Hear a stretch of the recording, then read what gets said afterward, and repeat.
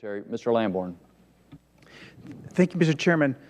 Gentlemen, thank you all for your service. Appreciate your being here. And I respect the decisions that you have to make. I respect our Commander-in-Chief, President Barack Obama, and the difficult decisions that he has to make, agonizing decisions in many cases. You may remember I asked a question last night in the classified briefing that was given to the House about possible retaliation. And I asked this of Director James Clapper, if he knew of threats against our homeland or against our assets, against our interests. And I'm confident that everything that can be done to protect us will be done of threats that we know of. But given the serious nature of what we're looking at and almost the certainty that should a military strike be done by the U.S. on Syria, there will be some attempts at retaliation. There will be serious consequences.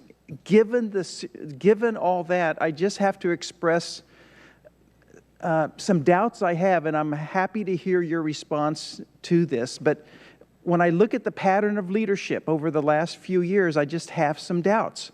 For instance, leading from behind in Libya. To me, that is not a good pattern.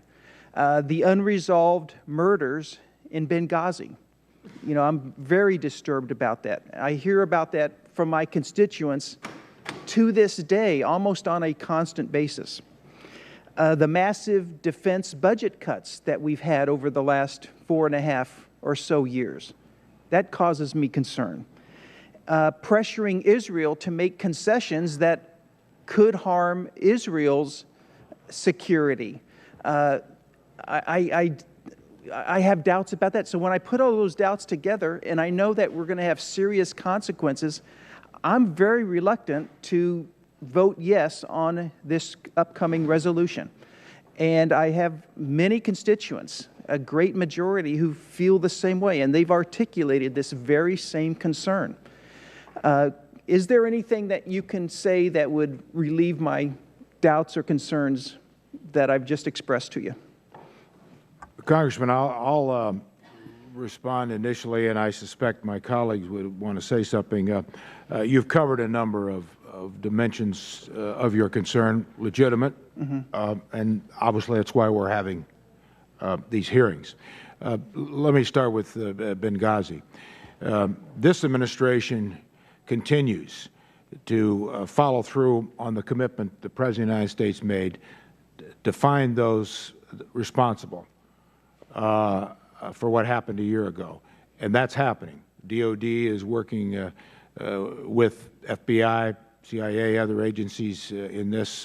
General Dempsey and I talked with Admiral McCraven, so we're closely aligned and continuing to do that. So that has not escaped the priority list of the President nor this administration. On some of the other issues you mentioned, Israel, we're working very closely with Israel on this. We are talking with Israel all the time, as Secretary Kerry noted his conversation with the Prime Minister, as we are with our allies in Turkey, in Iraq, in Jordan, in Lebanon. International community effort. This is an important piece of what the President wanted to accomplish. You heard what Secretary Kerry said in the progress that we have made and the numbers of countries that have come forward so far. There are more. There will be more. Understanding this. One last point on this. I said in my opening remarks, and I've noted it here a couple of times this morning, there is risk in inaction, too, which everyone on this committee knows.